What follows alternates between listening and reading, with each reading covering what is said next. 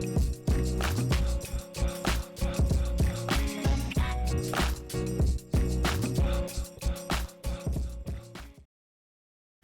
everybody, welcome to the Sound Test Podcast. This is your host Bryan here, and I'm joined by Clayton. Wait, that didn't come out. Good. Here we go. All right, Max, how's it going? Hey, it's going great. I just came back from like a 7-hour drive, so we're good to go. I want some tequila. And why was that your thought? First thought was tequila. I got winded just thinking about it. And we got DeYante here.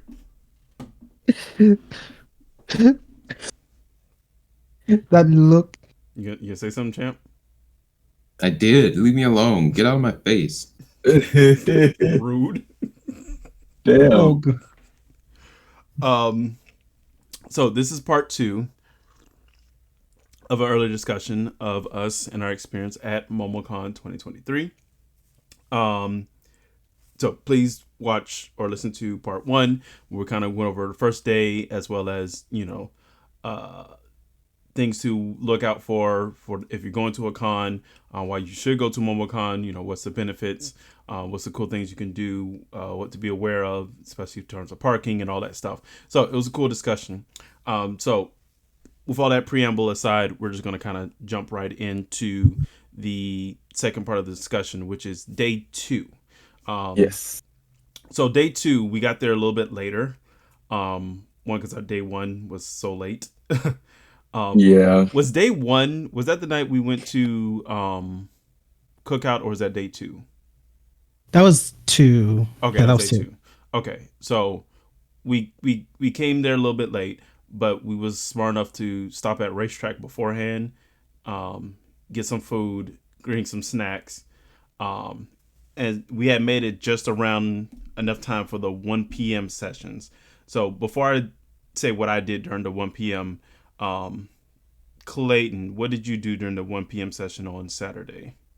I went to the cast of Jujutsu Kaisen panel where they were just answering questions, taking fan questions, talking about the show and its production and stuff like that. Loved it. The voice actors there were Adam MacArthur, Annie Yatko, wow, I can't read today, and Kaiji Tong. So those are the voices of Yuji, Nobara, and Satoru. This is the English voice actors, right? Yes. Okay. Amazing. I don't think I've watched the dub. I don't think I've watched the dub of Jujutsu Kaisen. I know for a fact I've finished it, but I think all of it was subbed, so I'm not even familiar with any of the voice talent. I only watched like 2 episodes, but I watched the dub, and it is really good. Yeah, DeYante, you're better than me because I watched halfway of the sub and I watched halfway of the dub, and I still didn't finish the anime. Monster. This is chaotic. You need a. I know. I'll probably do that this week, like outside of the gym, but I'll finish it. It's coming back. I know you mean like outside of your time in the gym, but like I like to imagine you're just like outside the gym, actually just watching it like on the steps of the gym. Jujutsu Kaisen Just like for no reason. And breathing heavy, just Fogging up the glass on the outside. and the employees are looking at me like, look at this gym is 24 hours. You can come inside. Max, what did you do during that 1 p.m. slot? So 1 o'clock, there was this one an introspective on the Wii. Would like to play. Yeah, we would like to play a Nintendo Wii introspective. There was 2 Wii events that I went to on this day, but I'm having trouble remembering both of them. But I remember I went with Dante. They talked a lot about some of the games that we used to play. People talked about their memories with different games on, like, for instance, how when you boot up Brawl for the first time, how it's so loud on that lobby screen that it fucking grates your ears. But just talking about the different games and also talking about the different. We ended up making a tier list on the different attachments for the Wii. That was the funnest part. Let me tell you, Ooh, like because this is a whole crossbow section thing? by itself. Let Oh, me I tell love you, that one. we went from the main ones that you know to third party garbage that you probably never heard about, Mm. and we made a tier list on it. And this shit was so stupid, but it was fun. Stupid. Do you like count like all of those weird like you can get these off like an Amazon now, like really dirt cheap, where it's like a set of like a golf club, a tennis club, or Yes, a tennis racket. And one was yes, like the all this Wii extra bowling. shit The one was, that you do not use at all. It is just Bruh. cosmetic for and, cosmetic and you sake. don't use it at all. You Yes, just bunch bro. We all of even those had. together. So you know how they had the Wii Zapper for the Lynx crossbow training, right? Yeah, so that one was actually good. But there Yes. was, I remember me personally, I had this third party handgun that held the Wii remote. It was a third party ass, obscure ass little handgun thing, and they had that shit on the tier list. And I was like, no way. They had, um, there's a did you know that the Wii had a fucking boxing glove? Yeah. what? What? No, I The did Wii not. boxing glove, yes. No, I did not know that we had a This Wii boxing glove, Wii bowling ball. Fucking. Wait, so it's the actual like life-size version of a boxing glove or a bowling ball. Yes, yes. Except for the bowling ball, I don't think it was life size. I think it was handheld. But the boxing glove, yes, that it was an actual fucking boxing glove. It's for the immersion. And it was just Too so much. much fun to where we started talking about stupid shit. Did you know that there was a Wii baby? Like, it was like, those baby dolls that you hold? They had one of those. I don't even know what game that's for. I don't even know what game. Wee baby. Yes, the Come and Wii get your baby. Wii So baby it now. got stupid. So they're like, oh, we're just gonna put this in on tier. We're putting in the baby tier. Like that shit was so stupid. And it was just a lot of fun. Like it was that we legitimately talked about stuff we experienced with the Wii, and then we just had a whole bunch of stupid fun making that tier list. So yes, that was an underrated panel. I feel a lot more people should have been there because that shit was fun. Now I'm thinking about with that wee baby attachment, just bowling with it. Just bowling a baby. It should have been like a Wii football or something. Oh, You so can just throw it around the room. Just make sure it has like a foam coating so you don't break anything or hurt anybody. man, you're going to stress that sensor out. Right. Hey, immersion, like you said earlier. Okay, let's get tackled by Tom Brady. Uh, Immersion. So during the 1 o'clock session, there's like nothing that I was personally interested in. So I was like, all right, let me just head down to the vendor hall because I hadn't really been to the vendor hall during that time.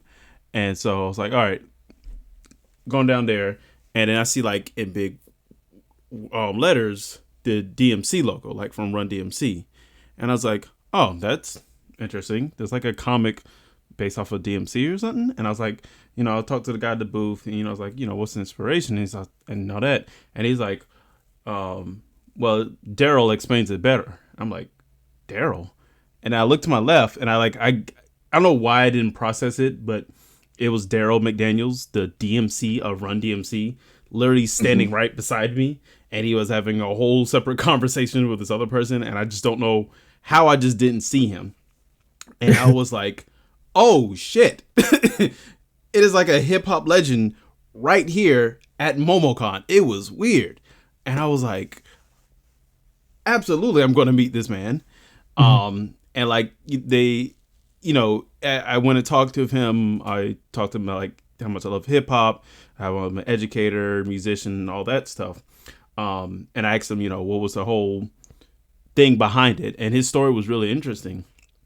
And he was saying, as a kid, he was super into Marvel comics. And he loved Spider-Man more specifically because Spider-Man was from Brooklyn. and he saw himself into Spider-Man, and he was saying that, you know, the thing that he loved about comics was that there are these, like, you know, superheroes that were just regular people fighting, you know, defending for other people, and that was his escapism. And he was saying, like, how he would get these comics and, like, look at the pictures, but he wanted to, like, understand what was going on. So as like a 4 or 5 year old, that was his, like, motivation to learn how to read, because he wanted to understand what was going on in his comics. And, you know, he was like, he did the hip hop thing and all that stuff. And, you know, when somebody came to him about the venture of a comics, they was like, well, if you didn't do music, what was the thing that you would have wanted done? And he said, well, it would have been comics if you didn't do music. And so him and his writer was there too. And they got together and made the collab. And so the comic label is called DMC. Daryl Makes Comics. And, oh God, all my stuff is falling out. So here's my copy of the comic. Oh, that's dope. Oh, hold on, that's dope. Had him sign it too. Sick. Yeah, and so, like, it's like Afrofuturism, so it's like 80s based hip hop, but mixed with, like, you know, a superhero aspect and punk rock and hip hop. I got to take a picture with him, which was, like, insane. It's kind of hard for my camera to focus on here, but that was insane that I actually got to take a picture of him. Like, you keep that. He signed the card that came with it as well. But, you know, what's cool about the comic as well, each issue actually has, like, a different art style, and he did that so, like, each kind of story could kind of live on its own. So, like, again, this right here, completely different art style, same book, but completely different art style. And if you look at, like, towards the end, again, he just experienced with different art styles. And another thing he was, like, adamant about was he wanted the stories to be positive. So, you know, he didn't want it to be like this dark, gritty world or anything like that. He wanted there to be the good in people, and he wanted, you know, people to succeed in his comics and stuff like that. So it was so cool talking with him, seeing how his mind works. Like, fantastic. Did not think to ever see, like, a hip hop legend there at the con. And there was other hip hop artists too at the con too, which I'll talk about a little bit later. So that was a super dope experience. Would you say this is, like, one of the first hip hop legends that you've ever met too? Oh, like, absolutely. in a public place? Absolutely. That's cool. Yeah, that was a dope experience. I'm so glad I skipped the 1 o'clock panels to do that. Boy, I was so glad I did that. So the next set of panels were at 2:30. Well, since I'm already kind of talking, I'll tell about my experience. So the 2:30 panel that I went to, I'm trying to find the exact name for it. The intersection of anime and hip hop. And so in this panel, another hip hop legend was there. He was substantial. He worked with New Jabez, been a rapper for many, many years, and had other, you know, kind of underground hip hop artists in there. And they was talking about their influence and an infusion of hip hop anime into their hip hop music, and how it kind of naturally flowed into it. And it was like, you know, you could kind of tell the difference between somebody who's doing it, like, for clout, or somebody who's, like, really passionate about this stuff, people who's, like, really infusing those references in there. And let me just say this. There was a person at the panel in the audience, That guy, who was very passionate, passionate to the point where he was kind of derailing the conversation. because like the panelists would start talking about something, and then he would like talk up. He's like, oh yeah, and you know, back in '97 when blah blah blah dropped this, you know, he was talking about X, Y, and Z, and like it'll be times where like, yeah, bro was right, but like, hey yo, can you stop like interrupting? Like, can the panelists talk? He's a little overzealous. Yeah, Like too excited. Dude was mad excited to talk about his hip hop knowledge, but I was like, dog, this is not the time. Like, we're trying to listen to the panel.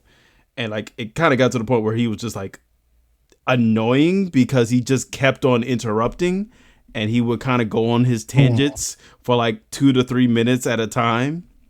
And everybody's like, will you fucking stop? Yeah, that it was sucking off the energy in the room. But what did y'all do for the 2:30 panels? I was Go here. ahead, Clay. Go ahead, Clay. I went to Making Music Online, learn tips and tricks to start your journey into making music for an online audience. So, though I didn't know any of the panelists there, I didn't listen to any of their music. They gave some really good advice about revenue, merch, Patreon, licensing music, sponsorships, and also CPAs, or like basically How you get paid? Yeah, how you get paid and stuff like that. And I asked the question, how do you market / manage your social media to gain / maintain followers and subscribers? Like I went straight for the jugular with that one. So they gave some really good advice. It's a lot that I'm looking on my iPad right now that it's just way too long to explain, but most of them, they're still making music online while they are also have a side job. Well, I believe there were 5 panelists, and about 2 of them were like strictly making music online, like that's their income and stuff like that. But the general consensus is just be consistent with your content. Your audience will find you and stuff like that. Promote, ask your friends to share if you're just starting out and stuff like that. So I think it was really cool, especially since I got even more advice in another panel that I will talk about later. Max, what did you do during that 2:30 session? I did too. I went to this one called World Building, Beyond the Basics, which it was very informative. Both of the people that were doing the panel are like, they have multiple like books out currently. So they talked about more than just like creating a world. They talked about like what's the call, you talk about the deeper things, like what is the culture of the people. You know, the culture's gonna affect certain things. It's gonna affect the religion. It's gonna affect certain things. What key events have happened in the world, and how do they affect the people? How do they affect the culture? Basically, they said you got to interweb everything. They talked about a lot of that stuff, and everything they said was really informative. They had a PowerPoint stuff. I took a lot of pictures. It was, if you're planning on like creating your own world, that was definitely a good panel to go to.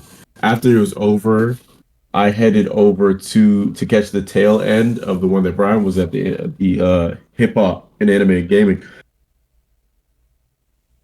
And I caught that guy that he was talking about going full tangent.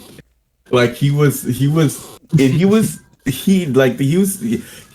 passionate about what he was saying, but I could just read the room and tell that like nobody was listening. Like everyone wanted him to kind of shut up. And like the other unfortunate about that panel is like the first part of the panel was legitimately about anime and hip hop. At some point it got off the rails, partly because of that guy, but partly got off rails where they was talking about like the music industry and like you know, they had a PowerPoint and they kind of went off that PowerPoint and they started talking about the music industry and you know, discoverability and some historical aspects, which is kind of cool, but not for that topic that, you know, we were there for. Mm-hmm. So from there, we all went to this next panel. Well, no, I don't know if all of us went here. Yeah, we all did. Okay. Cartoon Court. Boy, that's I love it. Same guys that did the Cartoon Smasher Pass. Yeah, on same day people. one. So for the Cartoon Court, so let me explain, DeYante. So for the Cartoon Court, basically, the whole thing is improv. So none of this was like planned, and it was completely based off of crowd participation. And so it was a massive panel, and the two hosts, they looked around the room and they tried to find people who were cosplaying. So like I think the first one was the first one the Mario one? Oh no, first one Velma and Shaggy. And so they found two people who was cosplaying Velma and Shaggy. So they got them up on stage. And then they made a court case based off the cosplayers. And so because they had Velma and Shaggy on the stage, one was the defendant, one was the what's the other term? Prosecutor. And the case was the custody of Scooby-Doo. Yes. And no, all of this is improv, mind you. All of it is improv. They're doing this all off the cuff. So even the two cosplayers, they had to improv because they didn't know what was going on. Okay. Yes. Yep. And it was absolutely hilarious where they were just trying to defend each point, each side. They had like the crowd interact with it too. They had the people who they brought up there. They had the improv right then and there. And that's like one of those moments like you had to be there to really experience it type things. So what were the matchups? They had Velma and Shaggy over the custody of Scooby-Doo. Mario and Bowsette for I think it was a love triangle with them and Peach. Yeah. Ew. What was another one? They pulled what was it? It was Esmeralda and like the princesses from Thumbelina and versus Disney. Versus the Queen of Hearts. Yeah, like, it was like the Don Bluth princesses versus the Disney Corporation. Yes, like princesses. Yes. Yeah, and it was like over copyright and crap like that. It's like who's the company with the best princesses, or like the one true owner of the princess title, or something like that. What was the one with it was SpongeBob and it was it was Mr. Krabs. Mr. Krabs. Mr. Krabs. And somebody else. I'm trying to remember. Oh my gosh. It was Mr. Krabs. Oh my gosh! It was somebody from like a different franchise or something. It was Rouge the Bat. Yeah. This one was a stretch. That was a stretch. They couldn't find anybody for the last round. So I forgot what she said. She connected it some. She was like, "Oh, Rouge is a thief." So that's like related she to likes money or something like that. Yeah. But there was a guy who was cosplaying as Plankton. His impression was spot on, bro. He sounded exactly like Plankton, bro. That shit was spot on. Perfect. Damn, I actually like the voice actor for who plays Plankton because he does it so just like plainly. One that was so cringe. Oh, but there's going to be some cringe moments in this. Yeah. Oh, yeah. Without a doubt. The cringiest probably was it was a Teenage Mutant Ninja Turtle one.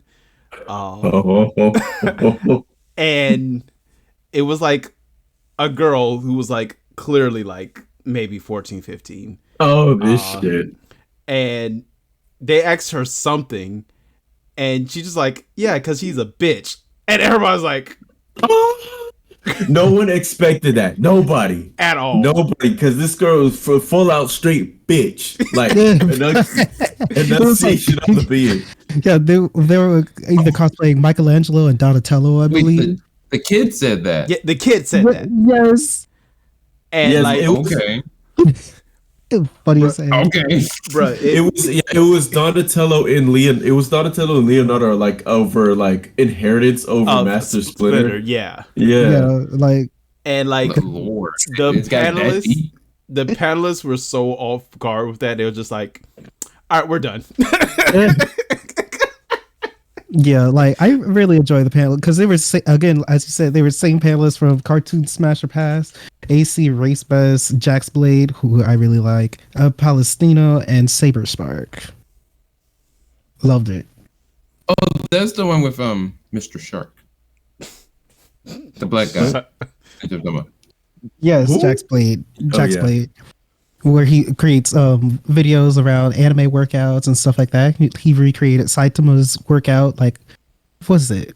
I don't even remember the workout. All I know is I was tired reading the list. 100 push-ups, 100 sit-ups, Yeah. 100 squats, and a 2-kilometer run every single day for 3 years. So he recreated that workout.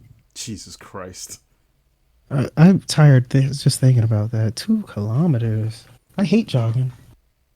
But yeah, that was pretty. That was fun, and I think that's one of the ones that they do every year, if I'm not mistaken. That sounds like I would probably enjoy that if I cosplayed because I want to do improv stuff. So I would probably be able to get into that. I can dig it. Love it. Okay. So that was yeah. 4. The next one is 5:30 panels, which I enjoyed. What is your 5:30? Because I can't remember what I did for My 30 was My Panel Academia. So meet up again with J. Michael Tatum, talking about his role as Tenya Ida in My Hero Academia and stuff like that. How he got into voice acting, that was part of it. I know he had a separate panel for that, but he's talking about how he got into voice acting. Basically, he was tricked into getting into voice acting, like just overlaid voices for a character temporarily because they quote unquote found somebody, but that's not the case. They wanted him to voice that character, and his career shot off. Really, really love his voice as Tenya Ida. He plays the character so well in terms of how strict Tenya is, because if you've seen the anime, yeah, he wants everything a certain order. And somebody asked when it got to the Q&A session, because most of the panels are like 30 minutes for them to talk up there with whomever is conducting the panel, in 30 minutes of questions or something like that. That's like most of the panels. But so I know he mentioned like that whole arc. What was that? Hero Killer, the first one that we saw. Stain. Yes, Stain. Talked about Stain and how difficult it was to voice those parts because it was like out of the norm for Ida. And I was like, oh, this is amazing. And this was the panel where I asked him. Well, I asked him 2 questions. So the first question was well, as artists, we are compilations of our experiences and the projects that we work on and stuff like that. So what would you take from My Hero Academia, like voicing Tenya Ida, onto your other works? And he said, learn to trust and let go. I was like, yeah, like I completely get it. I completely understand. At least for me, because, getting ready for grad school and being super nervous and trusting the process that everything's going to line up how it's supposed to be. So that resonated. And after that heartfelt conversation, I asked him if he could say period pool. He did. He did. With the hand movements and everything. He surely did. And this was a panel, like I was cosplaying as Raven that day when I reminded him that I was Shigo yesterday. He remembered me, so that was fun. And he did it Peripo and in Tenya Ida's voice. He did say it just like that in Tenya's voice. Oh my gosh, I keep kicking myself for not getting that on video. I really am. I think you dropped the ball on that one. I know, because literally, like when I went up to the mic, we were just vibing for a little bit. Like that's how it was when I met him Friday at his autograph session. Like we were legit just vibing. Like sometimes you're in the moment and you're like meeting somebody that you're really cool with and they vibe with you because I didn't come off creepy. I'm not a creepy person. I just thought I would come off creepy. So being Sounds like able you're trying to date J. Michael Tatum. No, I'm in a whole happy relationship of almost 4 years. So I'm off the market, fellas. Bryan's immediate face is like, I knew this was coming, but the disappointment is still there. Oh my god! It's Pride Month. Enjoy your time. Happy Pride, and anything else is like. It's always there. Max, were you at the same panel? I was at the same panel, so I witnessed all the madness. Oh my god! Yeah, again, you saw us vibing. Like Um, he's a cool dude. I didn't go to that panel only because I never finished My Hero. I was like, what, season 4 or something. Um, Yeah, and I didn't watch much of the dub. I mostly watched sub. So I'm not super familiar with the dub cast. I maybe saw like part of season 1 dubbed, and that's it. And everything else I just saw like subbed. But the thing I went to was Groove is in the Art, Music and Comics with DMC and Friends. So this was the panel that one of the panels that Daryl McDaniels was in. And again, he talked about the inspiration with DMC. Daryl makes comics. He also talked about like the creative process. And then the other panelists, Amy Chu, that was one of the writers for DMC. But all the other panelists worked with other artists as well. They were on the rock side of things, and so they kind of talked about their influence, how they interacted with the artists, how they brought the artists, vision to their like one of the creators on there worked on a Kiss comic, and he talked about his experiences on that. And then like there was another one with like really abstract art. So that was real fun, and again, kind of Daryl McDaniels kind of took over. His personality just so like he's so happy to be there and so happy to like talk and That's explain. awesome. So he like it was really cool to see him like really geek out and really like get into it. So it's all about it should be. yeah. I feel like I think a lot of people that probably go to the cons, they probably think that it's just supposed to be a thing where you ask your question, you get a thing, and you leave after a panel. But instead, kind of sort of, you really want it to be a thing where it's a little bit more than just asking your question from your favorite celebrity or voice actor or whomever is there. And you want that extra bit of connection to No, see no, that they trust are me. actually people. Yeah, and Because trust they me, are like just people, just like us. They wouldn't be there if that wasn't. yeah, that's a fact. And it also depends on the panelists. Like one thing about nerds is we feed off energy like a motherfucker. And when a panelist is excited and up in energy and genuinely talking to the audience and not at the audience, it's a completely different vibe as if you had someone that half like not organized, like stoic. It's a completely different vibe, and then nobody will be paying attention. You have you'll go into one panel and it'll be like just a bunch of random people not really paying attention to what's going on up front. And then you'll have other panels where everyone is full attention forward. It's almost like you're in a TV episode. Especially when we went to the inside the ass whooping. That was the best example of it. Like honestly, the crowd was involved in every part. And the funnest panels were the ones where they got the audience involved. yeah. Every time they got the audience involved, boy, it was awesome. It was genuinely awesome. It was fun to be there. Because at the end of the day, like we're there to have fun. We're there to be nerds. We're there to act an ass, and we're there to have fun. Yep. So the next panel started at 7 o'clock. I went to analysis of fighting game storylines. It was fine. It How do I say this? Okay, so his big thing was a lot of fighting games don't have, on the surface level, a lot of fighting games don't have a good, story to their narrative or to their like actual game. But kind of his argument around it was that there's a lot of story and lore is just hidden. So like you have to find it through the instruction manual or character bios or the extended media like comics and books and stuff like that. And he kind of talked about his favorite examples. I believe Tekken 2 story was like up there. Mortal Kombat story was up there. And King of Fighters, I think that was his favorite one was King of Fighters, the Orochi saga. That was like his top like fighting game storyline.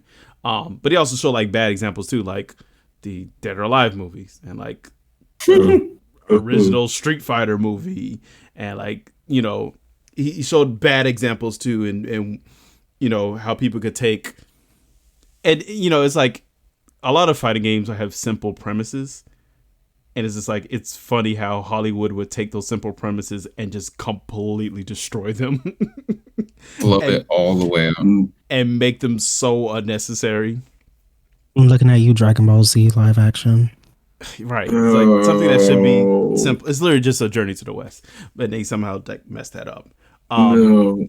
So that was what I went to during the 7:00 time. What did y'all go to? Max and I went to Anime Trivia Game Show. Which one was that again? That was with the buttons and that dude that was like sitting on the front row, and he was basically like, "Okay, now press the green button. Like, we got to reset, blah blah blah, all that stuff." That's right. Yeah, that one was fun. Clayton was in that bad boy. They had a lot of questions that I just did not know. Yeah, like the questions, like the panelists, like leading it, they both cosplayed as characters from Chainsaw Man. There we go. But the head panelist, the guy, he was reading off of these flashcards that he had on a key ring and stuff like that. I'm like, okay, these questions I actually get. I watched a lot of these anime. I'm like, okay, maybe I could get on the second wave for the people answering the questions. And I got on the second wave. I'm like, okay, let's do this. But at that point, he ran out of questions. So he either repeated questions, and then he asked some audience members to ask some questions. And it was just mainly One Piece questions. Don't ask me anything One Piece. I already said last podcast, tune into a previous podcast episode. I already said the last podcast episode. One Piece and me, no. That's over 1,700 episodes of what the fuck. But I was asked those questions. I was there. I just told myself to make myself feel better. I was there to look pretty. They look cute. I was there to look pretty. Like I was pressing the button when I could. I was just sitting back. I'm like, yeah, you know like, what? I had a drink to that. Oh my god! I think this is just juice. Oh Lord. It is. But yeah.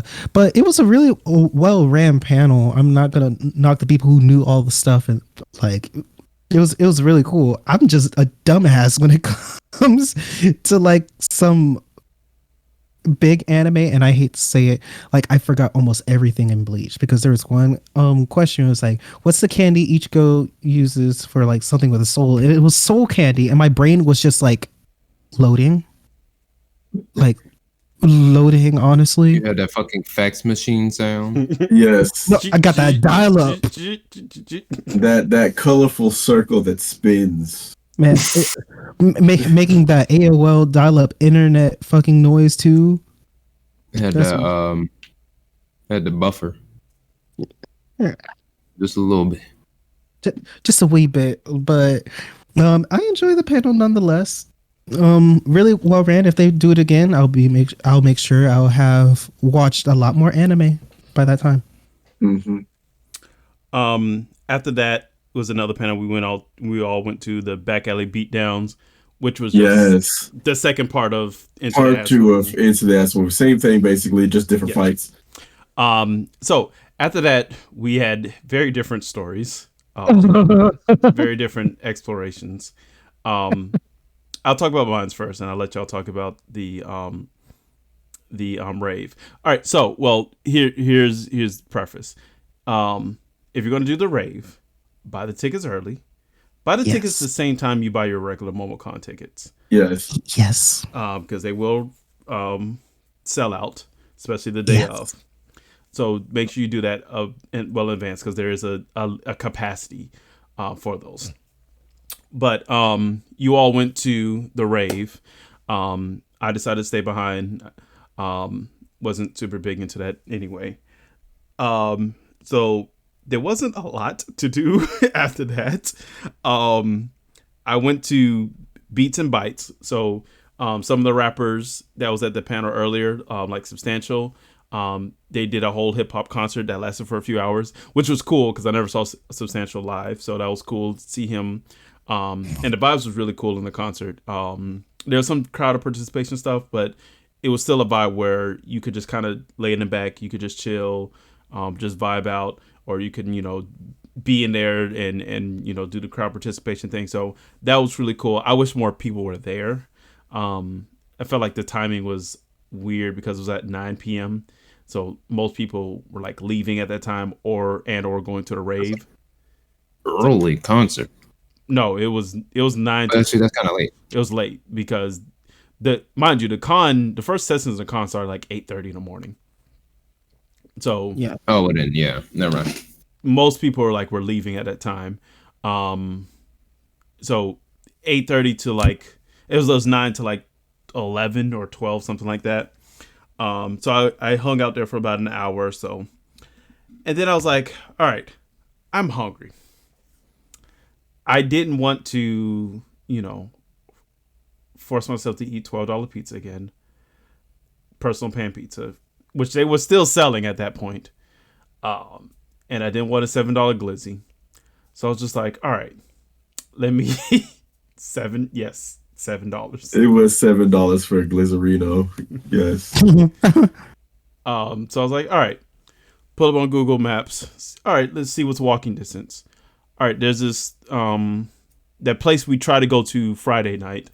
That was by the con. It was some restaurant that was right by the con.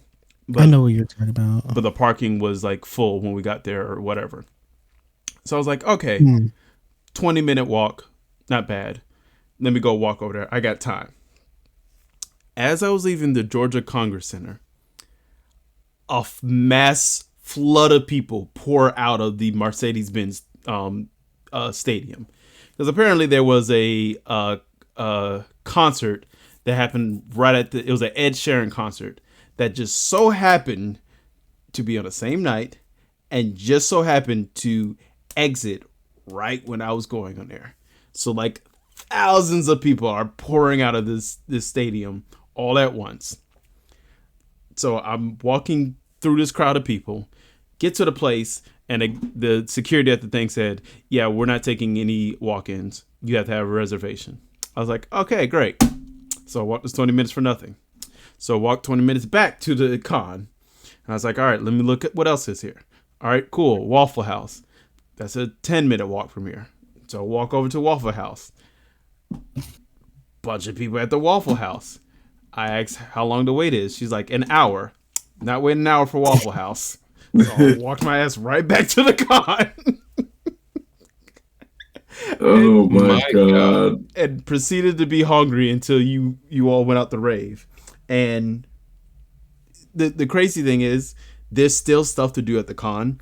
So ain't gonna lie, some of the sessions that was going on late at night, it wasn't it. I walked into by the time I did all my walking and I came back, I was at a panel called Obscure Anime, and it was so kind of awkward because it was a smaller group of people in the room, and I came in halfway and they kind of were just talking. There was nothing on the screen, and I was like, all right, this is my time to eat my last of my trail mix, so I have some type of food in me.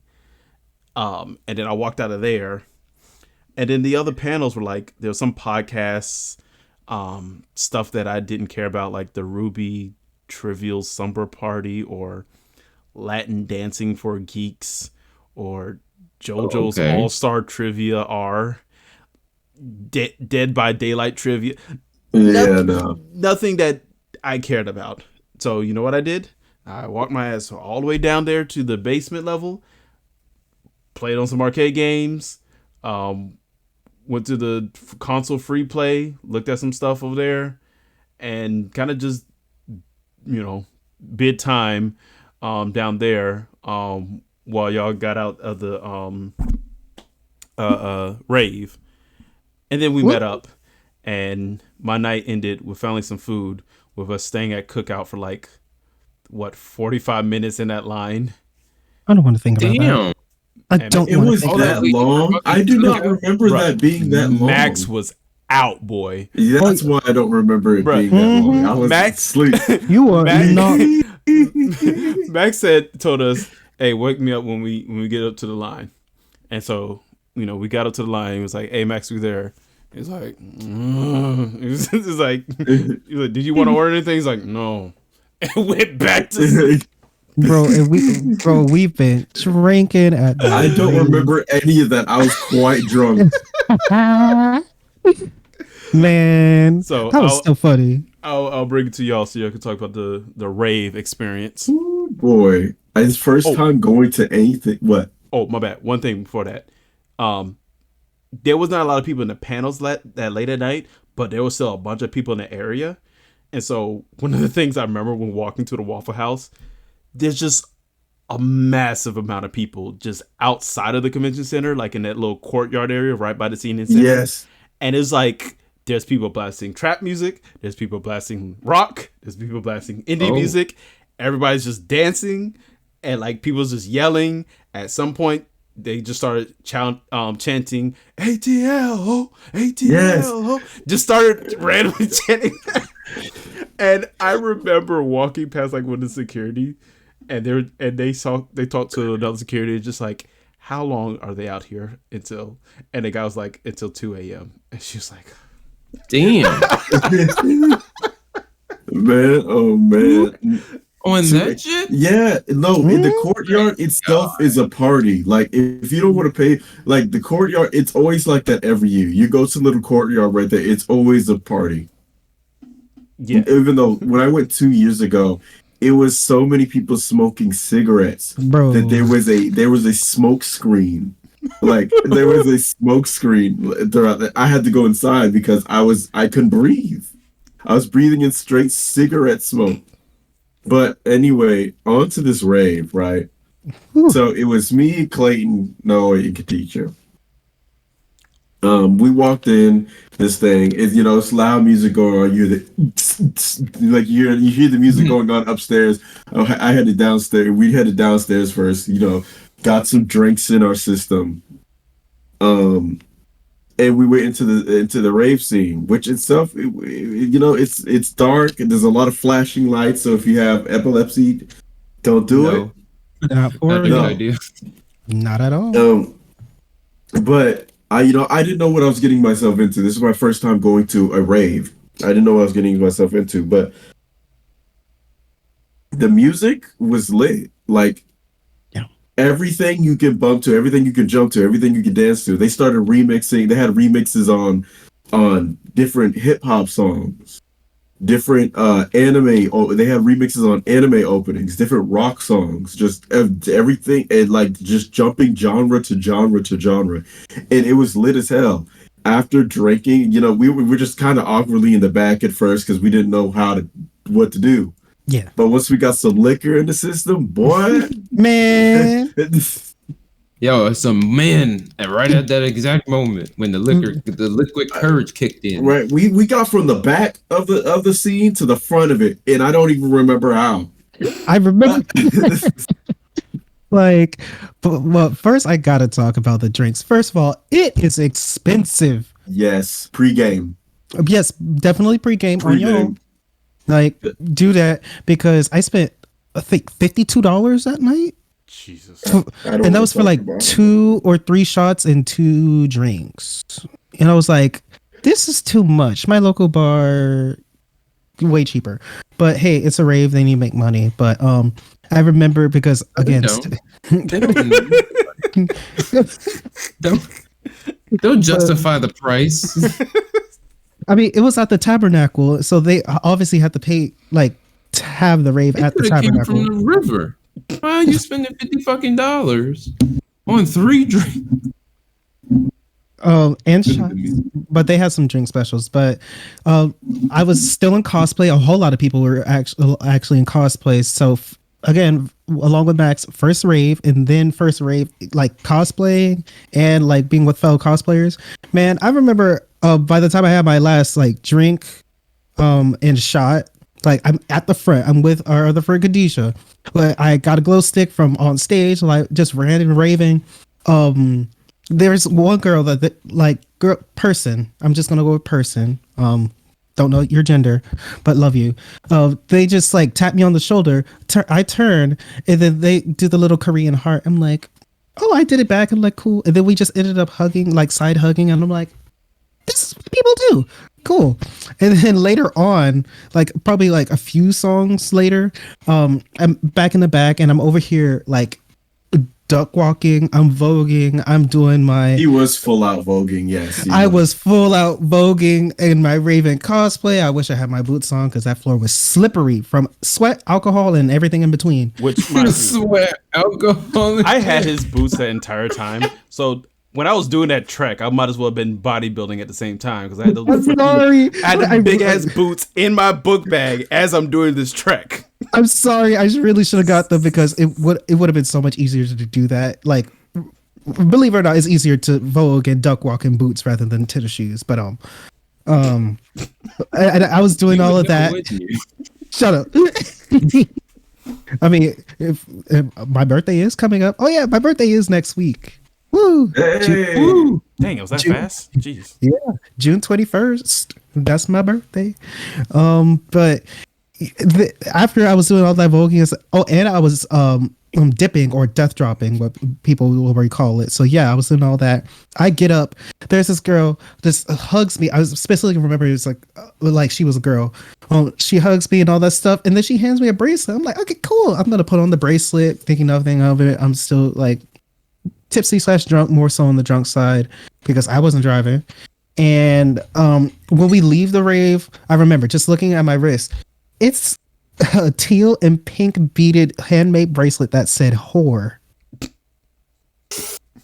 Wait, I'm a fuck. Oh my god. Oh my god. Got your ass. Got him. I'm not lying. Got your ass. And she probably in her head like, oh my god, he probably thinks that it's like this cute little friendship bracelet. No, I'm calling him a whore. It's just whore. I'm calling him a whore. And I'm giving them to everybody that I don't like when I see them. Oh god. Bruh.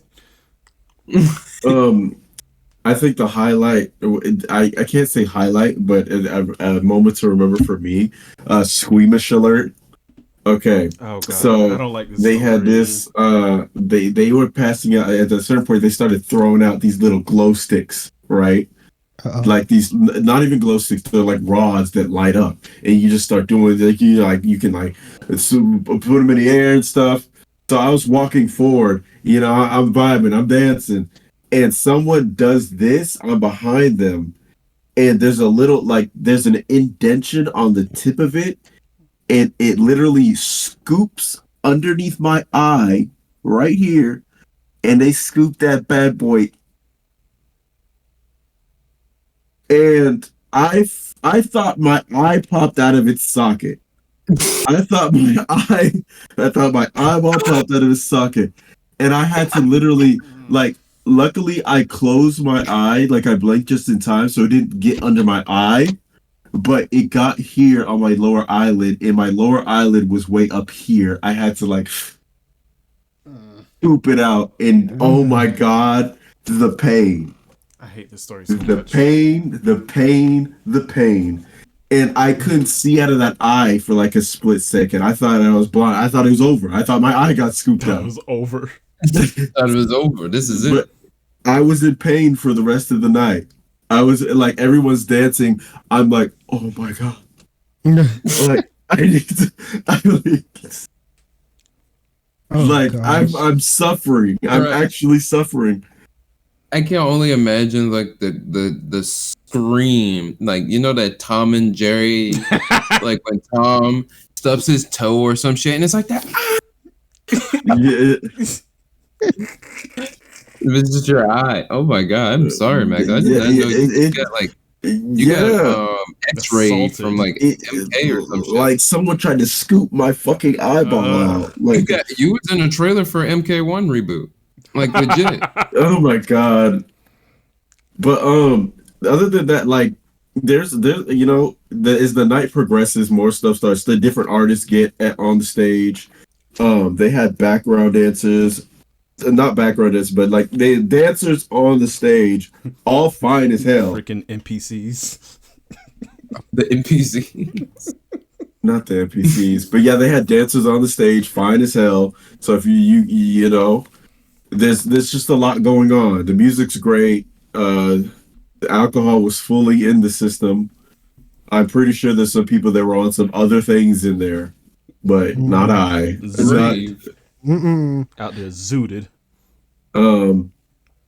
Yeah, it was fun. I'm definitely doing that again. Like I'm your eye. Yes. Pray that my eye doesn't get scooped Wear out. goggles next time. Goggles. Wear some goggles. Just get a helmet. Get a helmet. Get a safety. Look like, bruh. Safe. But yeah, it was fun. If definitely doing that again. I am going to Momocon again next year, but I'm also doing the rave. I gotta save up because I gotta fly all the way from Oklahoma. Oh, damn. So, yeah. And also when y'all did get back to the con and meet up, because y'all got back around 12-ish, almost 1. Think so, yeah. Yes, around that time because I remember Dante coming in my car. Thank God I wasn't driving because we would have died. But he came in I could have clutch. drove. I wasn't drinking, so it would have been no difference. Oh, true. Well, somebody was there to drive us, and then we got picked up between the State Farm and the Georgia World Congress Center. Went to Cookout. That it wasn't 40 something minutes. It was at least a good 25. But before we even got to the Cookout, when we was waiting for our ride to pick us up from the convention center, we was in the lobbies. We was still in the lobby because there were still panels going on until 2 a.m. So they didn't have to close everything down until 2 a.m. So not only were there just a bunch of people outside, there's a bunch of people inside, not at panels, just in that little foyer area where you get your registration. And it was just chaos, dog. It was just It was more speakers inside where people just blasting music. There was a dude with a skateboard that was just skating around inside. At some point, I looked over and Clayton did a death drop, and there's a whole circle around Clayton yelling and screaming. Main character energy, baby. Not only is there chaos, but Clayton is adding to it and making it worse. He's at the center of the chaos. Main character energy, let's go. You love to see it. No, I'm all for that energy during this shit, bro. Momocon is the time to do that shit. Oh my gosh. And I remember Khalid, one of our other friends, tagged me in a post who somebody some Atlanta page. They were at Momocon and they were at that dance circle. So they caught Hank Hill, some older guy that cosplayed as Hank Hill, just breaking it down. I'm glad they didn't get all of it because towards the end of him dancing in the circle, he's decided to show his stroke game on the ground. I was I'm seeing one hand. I can't imagine Hank Hill, Hank Hill of all people doing this shit. Hank Hill of all fucking people, bro. Never mind. I'll save that for later. Stop. Bobby, don't you know me and your bomb? All right. So anyway, I wasn't going to say anything. Stop. Going to the next day. So yeah, we got back super late, because of Cookout. By the way, that Cookout was good. We don't have Cookout down here in South Florida, so that was a treat for me to get some Cookout. And I very much enjoyed my meal. What sandwich did you guys get? I remember I was conscious enough to hear your order. I was like, what the fuck is he ordering? I got a cheeseburger with bacon. I think we both got the same burger. You had different things on it, but we both got the burger. Yeah, I got the big double cheeseburger with everything on it. What were my two sides? It was what? Cajun fries? I think I had the tater tots. Tater tots? There are no tater tots at Cookout? Okay, I had something. Oh Lord! But anyway, it was good. It was I remember I was so fucking tired. I had that gigantic sweet tea. Oh yeah, that 32-ounce sweet tea. Yeah, that joke was ridiculous. But 32-ounce sweet tea. Right. it was big.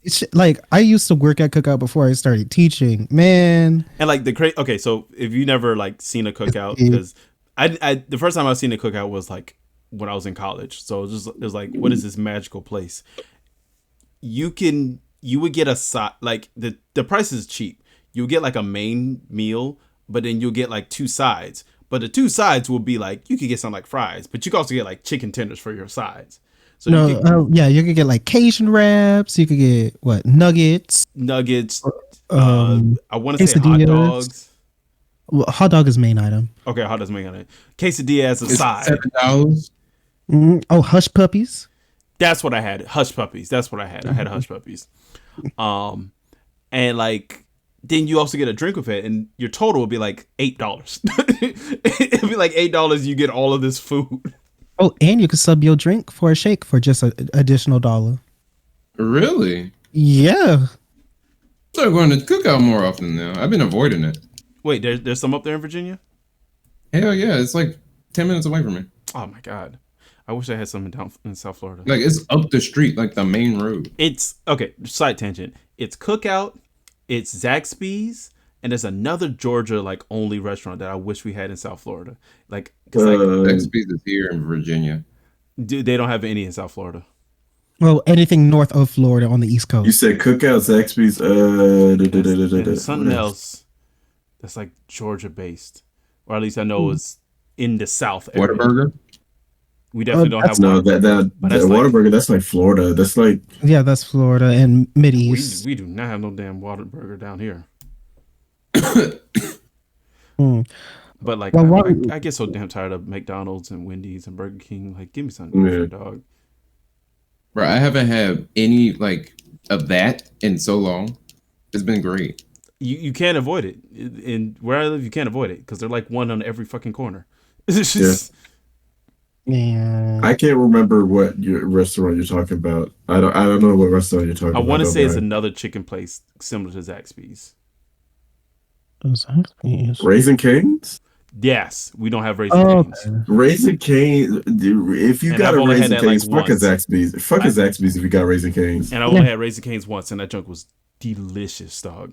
It was crack. We went on a 5-minute tangent about food. Right. All right. That made me hungry and I haven't eaten. I haven't eaten either, man. I got some Popeyes in the kitchen waiting on me. All right. So, on Sunday, we actually didn't get there super late. And it was the last day. So last day it ends at like 5. Yeah. So we made it to the 11:30 sessions, and me and Max went to the DBZ World Martial Arts Tournament. Yes, I love this one, bro. I fucking loved it. This joke was so fun. So like me and Max, we was like, all right. There was like several ones we was like, all right, maybe we could go to this, maybe we could go to that. But we was like, let's go to the DBZ one. If it's too cringe, we'll go somewhere else. So the premise of this was you had to do like a bunch of like Dragon Ball Z inspired competitions to win or get like, qualified. And so the first one that they had to qualify was like a punching contest where you had a punch, like a punch bag, and you get a score. And the score was based on speed and velocity. Well, no, velocity and like impact of your punch. And you got like this little wristband thing that would like test like how fast and how aggressive your punch would be to the punching bag. Yes. And boy, let me tell you, it was a long line of people that went up for this. Max was part of it. Yeah, I did it one time. So what it was, though, it was that little wristband that you put on. It doesn't base it off of power. It's not on the actual Dragon Ball Z shit. It bases it off of speed. So there's technique to it. If you just try to hit it as hard as you can, you're not gonna get it. So what I realized this one guy was doing, he was twisting his whole body so his arm could travel, and he let it loose, and that he got a high ass score. I remember it was like 20. It was in the 20s. The high score was like in the 20s. Me, I got a pathetical 10.5 because I didn't get the technique down until after the fact. And then I punched the thing. It hurt my wrist. So I was like, yeah, I'm not gonna do it again. I'm just gonna watch. but like you could do it again, like, and like the number kept on raising. So like at first it was like the number to beat was like 12, and then it would be like 16. And it was like 22. Like it got ridiculous so fast, and they had like a hard cutoff of like 30 minutes, and like everybody could do it. So it like kids could do it. People that was full in cosplay was doing it. It was cool, and then the top 5 from that had their own competition. So there was like a screaming competition, just like you was powering up, and whoever got the highest like decibels won that match.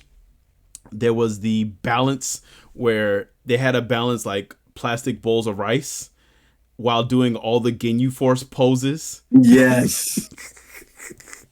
That sounds hard. It was. Oh my god. It's hard as hell. For no reason. And then the final one, which you would think would be easy, but it wasn't. The final one, because you know how Dragon Ball Z, when they just do that super fast like fighting junk, and like just like, and it's just a flurry of punches. They had to do that, so they had both the wristbands on, and they were doing that, but they had to do it for a minute straight. And let me tell you, that's straight exhaustion. Like, you have to actually go forward. You can't go like, you have to go forward with it. Oh god. And when I tell you, after they finished, they're like they were sweating.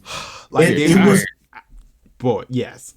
And like you could see their energy just leave their body after they finished. After a smooth like 20-30 seconds, they was tired. They was done. And it was funny because this one guy got a comeback. This guy that was cosplaying as one of the guards from Squid Game. Oh yeah, Black Excellence, baby. Black Excellence. Yeah, it's Black fucking Excellence. And he was one of the first ones to make it at the top 5 for the punching challenge, the first one. And he got beat and he lost his spot. But he came back and he got his place back. I was like, oh my god, this is like a real anime training arc. And like tournament arc. Bro was like smooth through the whole competition. Like the balance one, perfect.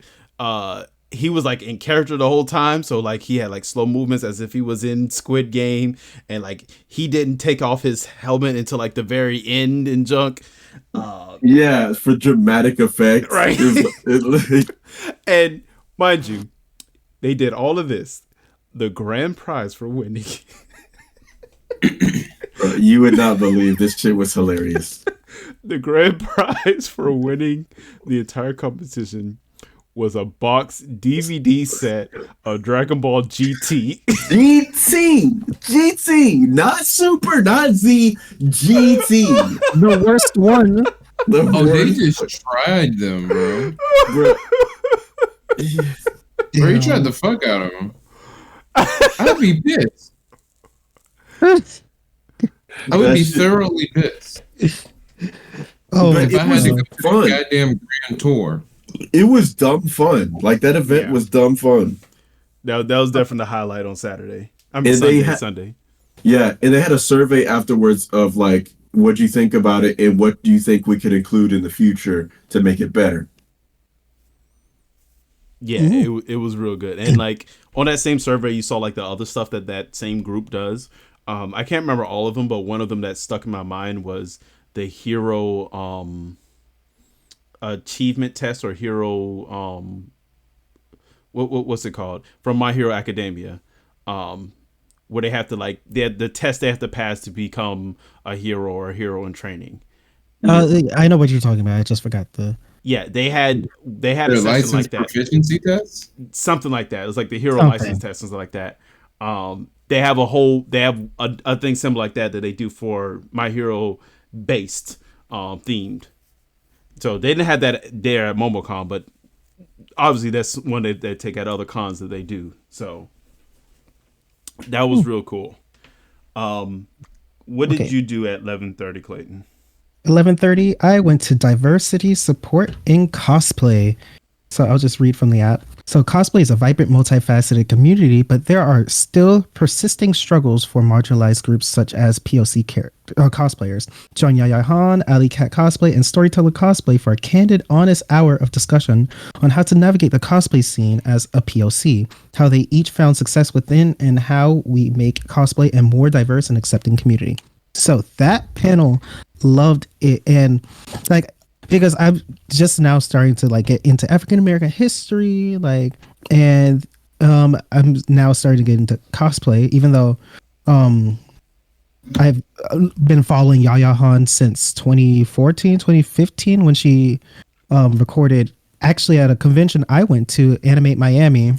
I believe it was 2015, yeah, for a TV show called Heroes of Cosplay on Sci-Fi. So I saw her, like, we saw the behind the scenes in the show, whatever, like that. So we had a very candid conversation about racism in the cosplay community, double standards, and also I brought up a question: how would we feel if people who are non-POCs, if they cosplay characters that are?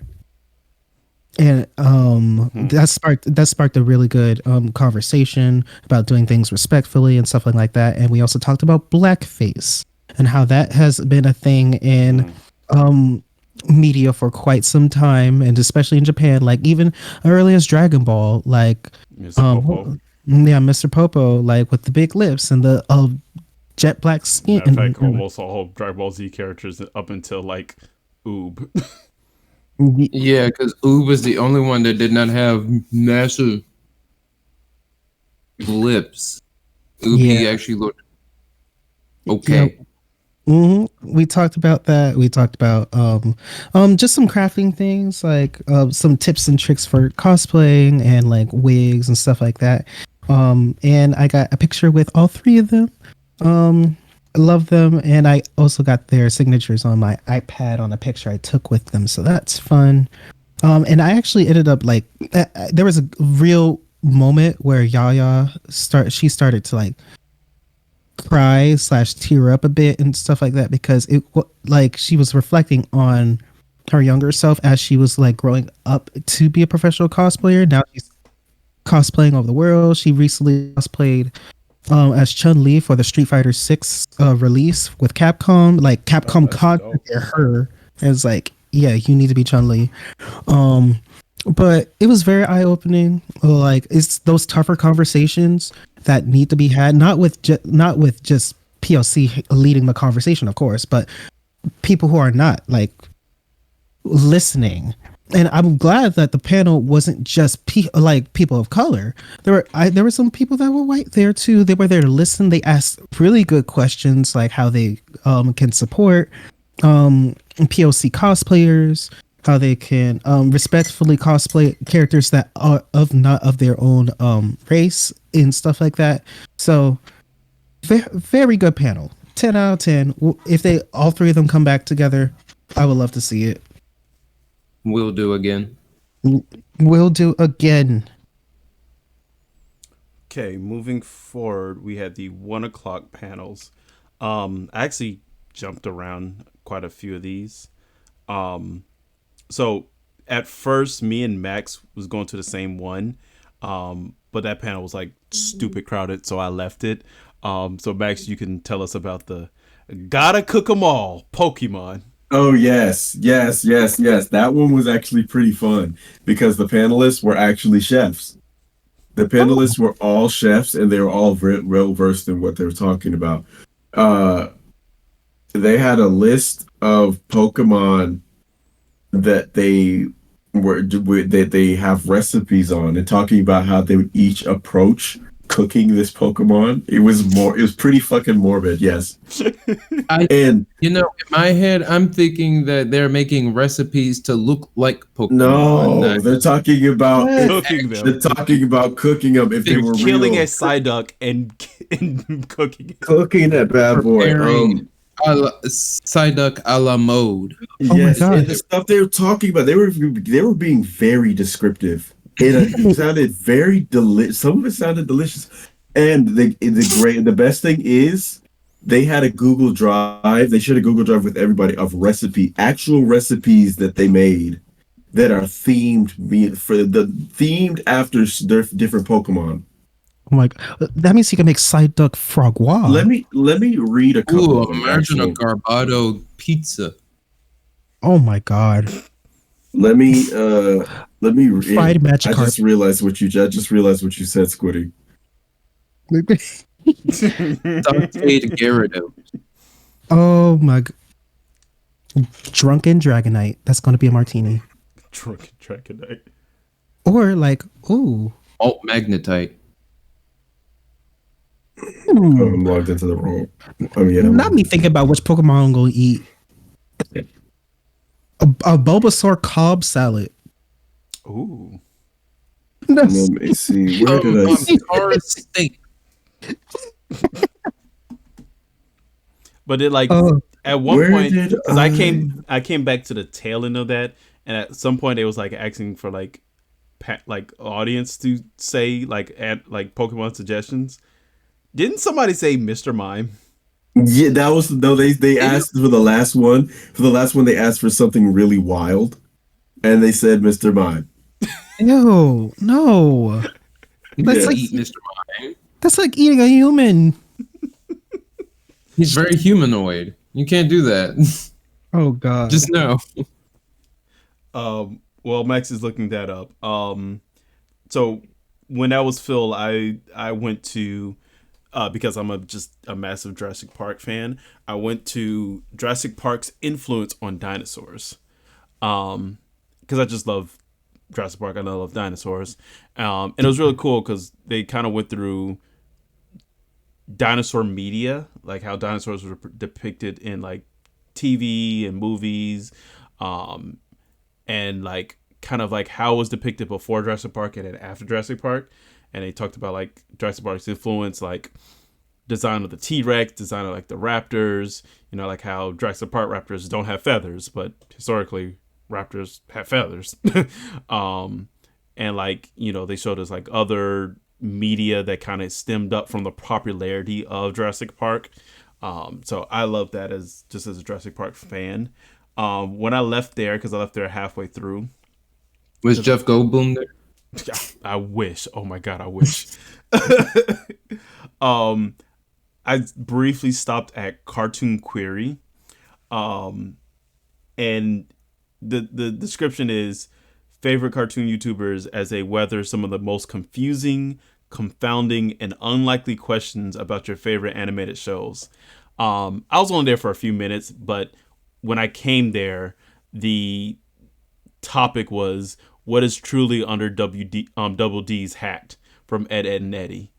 And the panelists were trying to put their guesses to what they think was under Double D's hat. So it was like stuff like that. And then eventually I made my way back to the cooking Pokemon panel. Yes, I found the recipes. So they have a whole bunch of stuff. They got most of the ones they talked about were starters. So I have Bulbasaur bites that are like spinach, basil, onion bites. They're like vegetarian. They have little pictures with them too. Oh God. Like, yeah. There's so much thought put into eating fictional characters. Glazed Pidgey. These aren't characters, these are animals. Look, raspberry sesame glazed Pidgey surprise. Oh, Pidgey surprise. Bro, Pidgey's still like a baby though. It looks delicious. It's probably quail too, boy. Yeah, it's probably quail. And they have the recipes, like detailed instructions on how to cook this stuff. Seared far-fetched with leeks. It carries a leek. It's the flavor, baby. It's going to use the leaf that it uses as a weapon to help cook and accentuate the flavor. And look, the Torchic, they made it spicy. Torchic non-bond poppers with peppers. Oh no! Yes. There's pictures for it. My It God. was like this one was really good, and I loved how much fun they were having with the dark humor. Oh God. That's totally outside of what I did Yeah, what because did you do during one? I literally just went around with the vendors and I didn't get much but I did get uh Zero from Code Geass, my favorite anime, the best anime, limited edition pen. I've been looking for that for literally 3 years because it's so hard to find. And when I found it, I was like, oh. And since I have Bakugo in my room, I collect figurines. I have about what 53, God, right? Yeah. Like that's pop figures, where are you like little storing it statues all? and stuff like that. And I got Midoriya from My Hero Academia, from Ben Presto. Love this brand. Though it's not hand painted, it's still good quality. And it's affordable if you want to start off collecting figurines. Look at Ben Presto. I know Bandai has some prize figures that are of decent-ish quality, but if you want the big bucks, you gonna spend money. Because I remember last year I spent doing not last year. What was the last time we went to Momocon together, Max? It's like Like two, it was pre-COVID, so 2019. I believe so. Okay, so 2019, I bought a $360 Lelouch Lamperousse figure. You were It's dedicated, boy. dedicated. It's still like original production. Like it has not been open. I'm telling myself it's going to be for resale. It's going to be for resale because I did find a couple people that are willing to pay 400, and another person will put 450 out there for the figurine. I was like, Christ, oh, You it's go right ahead, champ. you have fun with that. More power to you. more power. But that was what was that? The 1 o'clock sessions? Yeah. The 1 o'clock Now, session of debt. so after the 1 o'clock session, me and Max kind of just chilled downstairs. We didn't go to any other sessions. I know you went to a few, Clayton. So me and Max, we briefly went to the Smash Brothers tournament, and that was live. It was like really cool seeing that live with like all those people in there have like the crowd participation. They gave us these little foam, these little balloon popper thingies. So So you can bang together. Yeah, I got those last year too. That shit was live. so it's just like when somebody dies, like you just hear from everybody. Oh, that was cool. I went to last year. Let me get myself together here. Last year I went to a panel for not panel. I went to the booth, the vendor hall for Tuskegee Airs, which is like a black creators, kind of an anime inspired story of the Tuskegee Airmen. And then from that same booth, I also bought Noir's New Black, so stories from black creators. Went back to the booth again, and purchased some more black owned comics. This time I wanted to support Burnham, and I got some of his stuff. The story of Solus, as well as the search for Sadioa. I probably pronounced that like stupid wrong. I was looking at Sadiq. It's Sadiq. Sadiq, okay. Sadiqa. I'm sorry, Sadiqa. Sadiqa, okay. So that was cool. Again, always want to support black artists. There was another black creator there. It was D something. Max, we went past it. It was kind of like a DMC. shut up. That him. We already talked about that. It was like D Spirits or something like that. It was like the Pokemon esque. Yes. I remember what you're talking about. Yeah, I it was don't like, remember the name of it, but yeah, it was like basically Pokemon. yeah, but it was like it's by a black creator, and it's like a whole card game aspect to it. I know at one point he was gonna try to make it to like a comic and anime. I know it when I see it, because I believe at one point I followed it on Instagram. Yeah. While he was doing that, there was also some indie game developers out there. They were putting their games on display. You can test them out. Some Mhm. of them, one of them, it was so incomplete. I don't know why the hell he had it there. You literally couldn't do anything but walk. I remember that. I was like, bro, like he's like, how'd you like it? There was He's nothing like, to I couldn't do. play it. Like, it wasn't a game. It was a walking simulator. Um, but there was another one that Brian played as well. It was a Doom clone. Yeah, it was D Spirits. Oh God, you can't see it well on my phone, but D Spirits. It's literally called D Spirits. But go ahead. Yeah, it was a doomed clone. The art style was amazing. The game feel was amazing too. It was what I played of it. It was fun. It wasn't. It could be one thing. One thing I could say it could be a little bit harder. I'm definitely a when I play Doom, especially the newer Dooms, Doom and Doom Eternal. That shit's hard as fuck, and it's just high octane action. Like in the game, that game, it felt amazing. It looked amazing. It could be a little bit more. Hmm.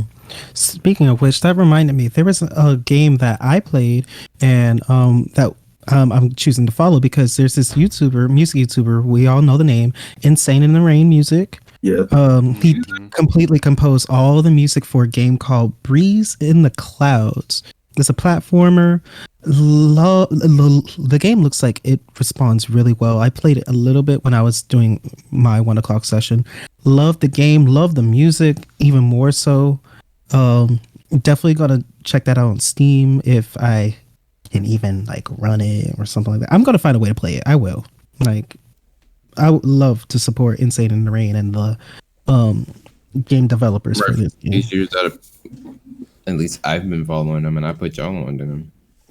Oh yeah, I mean after the Green Hill Zone, it was a wrap from there. It was a wrap. But since you guys didn't go to many panels, I did go to two more for the day. At 2:30, I went to Building Your Brand with no other than Daryl DMC McDaniels himself and Amy Chu. How to build your brand. So he gave us basic things that he wanted to talk about. So plan, write, propose, presentation, product, personal, presence, and characterization. The entire panel was basically like, well, no, for the first 30 minutes it was like them talking like how Dale built his brand with Run DMC and other guys in Run DMC, his accolades, what he did, and how he changed up the game of their brand. Like, I'm pretty sure if you have a brain cell have been in your like close to your 30s, you know about Walk This Way by Aerosmith and how they remixed that with Run DMC. And he's like, he talked about that experience recording with them. He has stories for days. What funny thing about that? He had talked about it in the panel I went to. He was saying like, you know, in the actual music video, they wouldn't allow them into the Rock and Roll Hall of Fame. Yeah. But turns out when that video was made, the Rock and Roll Hall of Fame actually didn't exist. Like that wasn't an actual thing when they first did that music video. And So they couldn't add them anyway. so no, but like in the video, they're playing it up as, you know, you're hip hop, you're not rock and roll, you're not allowed in here. And he was saying it was funny how a few years after that, the actual Rock and Roll Hall of Fame actually got established, and then came full circle when he was actually inducted into the Rock and Roll Hall of Fame many years later. Mm.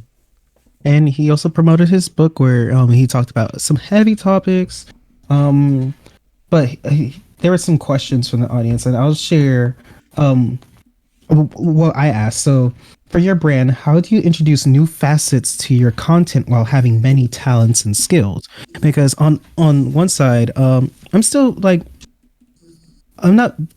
Well, I am building my own individual brand. I haven't publicized it yet, so stay tuned for that. But I am starting to like learn about social media presences and how the algorithm works, starting on TikTok, and then YouTube, like what makes those algorithms click. And both of them basically said to find your way, bring your package, which is all your talents and skills.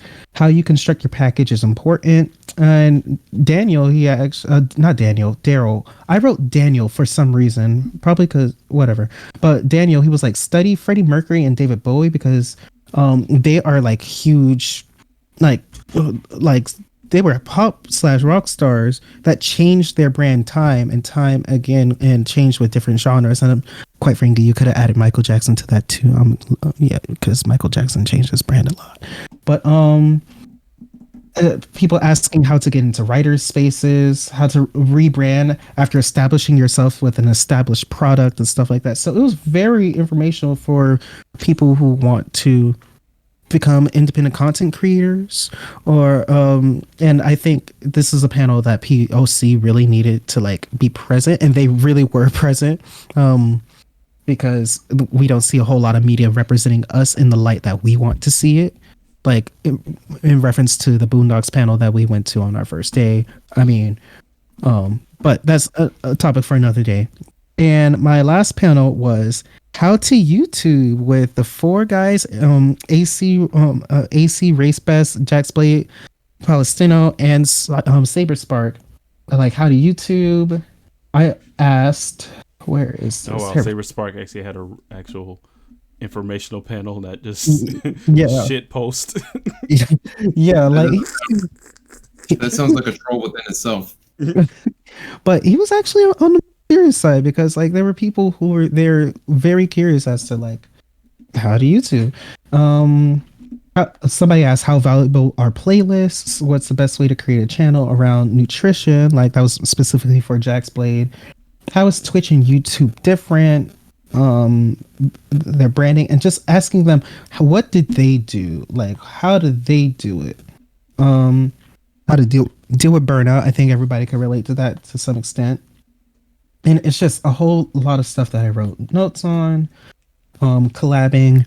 They were very informative, especially since Saber Spark is the only person on the panel that is doing YouTube full time, and he has a team behind it. So we got that perspective of how I built my YouTube brand to the point where my income is only YouTube, versus the other panelists with, I am a personal trainer and nutritionist for in terms of Jax Blade, and he does YouTube as well. So getting those perspectives, love it, love to see it. I think my biggest takeaway from the panel would have to be consistency. Like, gotta be consistent. Like, life gets crazy. Like, believe me, all of us know that life gets crazy, but if you truly want to be successful, it has to be consistent. Like, that's just how it was. And that was a wrap for the day because that was the last panel that I was able to go to since it was 4 to 5. Nice. Woo. You went more for like the business-ish. You went for PDs and a lot of professional development, which is good. Yeah, like, and that's fun and games all the time. Like, people are actually trying to better themselves in this type of media. Yeah, like, and I believe, I don't know if I told you guys, but like last month I got approved to be an Amazon influencer because I had enough TikTok followers. So that's good. Amazon influencer?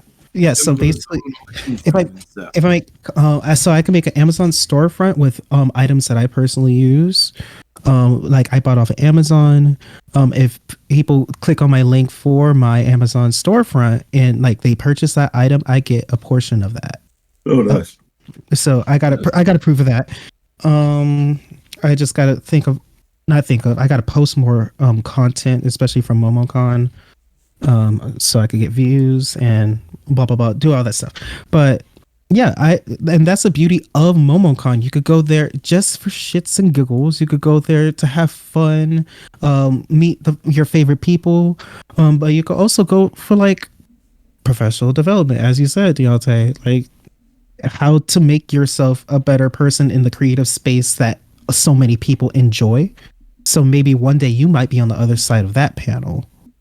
Like personally, I don't kind of want to be on that side of the panel. I just want to make like content just because like my brain has so many things like that I just want to get out on the internet, like drawing and all the other artsy stuff, blah blah blah, while having the education that I'm going for, because I want to get my doctoral degree. Point blank period. So why not be a content creator on the side? Why not make money? Why not express myself how I want to express myself on the internet? Biggity boom, biggity bow. Pay my taxes. Shut up. Momocon 2023 fun. I want to reminisce a little bit because a few years ago, I forgot which Momocon this was.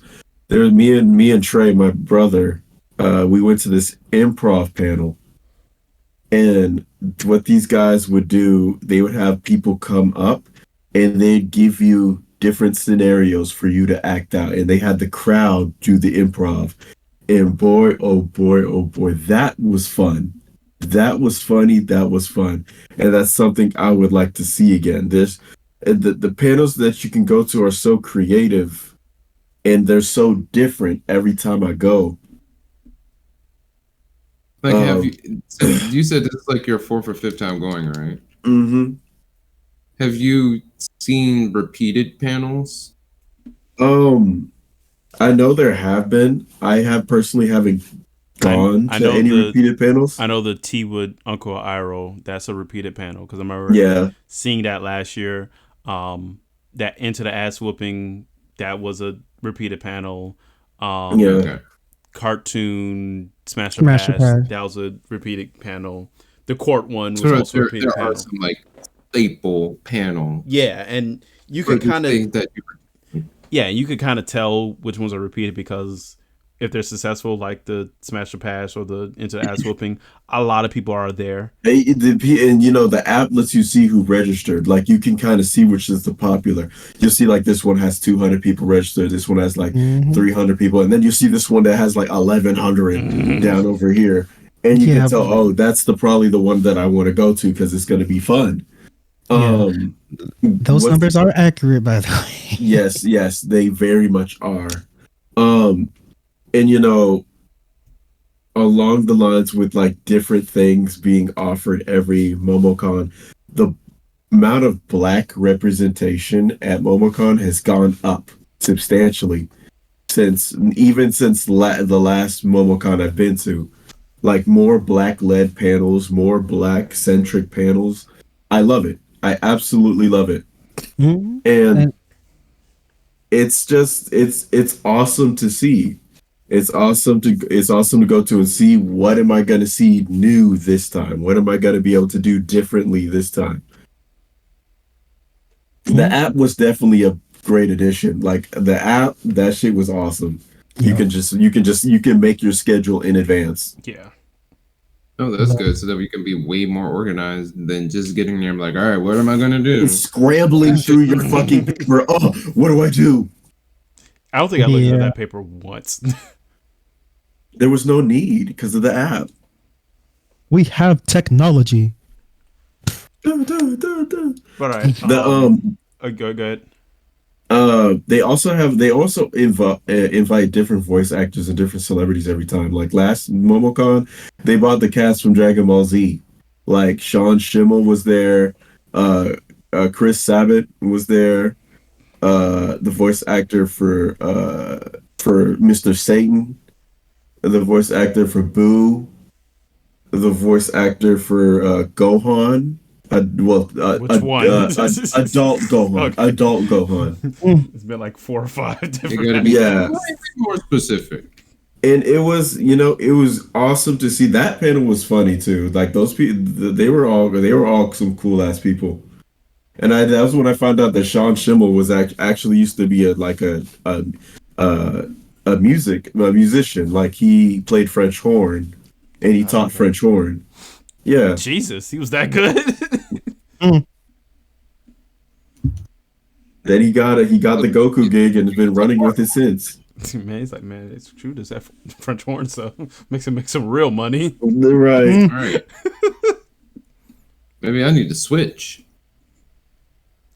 Oh Lord, but yeah. Also with the black race representation, they had a black cosplayers photo shoot. How freaking cool nice. was that? Like, there was So everybody can get some spotlight that wanted to get some. yeah, and like there were hella Reagan. onesies. That Bob. Not if when I cosplay Raven again. I gotta cut the hair a little shorter because man, it's that like Bob, you already know. Like this is already in the making. yeah, like if there are conventions out in Oklahoma I could go to, I will go to that and just oh my god, and I could cosplay with my partner. There you go. We're in the making. You just got super excited. I did You because could be Hikaru. Yeah. Mankaru, Oh. sorry. A short black man and a tall. He could do Ricardo twin. They were the twins. Oh god, but he could be Beast Boy and I could be Raven. Head ass. But hey, Very I love head That it. is very badass. Let me have my head ass Hallmark movie lifetime show Disney flick moment. That's I would love it. Momocon is the place to do that shit. Yes, I want to drag him to it, but we'll see. Right, Joe. We're going to wrap it up. We're over hour and 30 minutes. So Oh, yeah, Ooh. we've been at this for a minute. Which I knew was going to happen with day 2 and 3. 2 and 3 has a lot going on. Well, hour 2 and 3, which is the cons 3 and 4.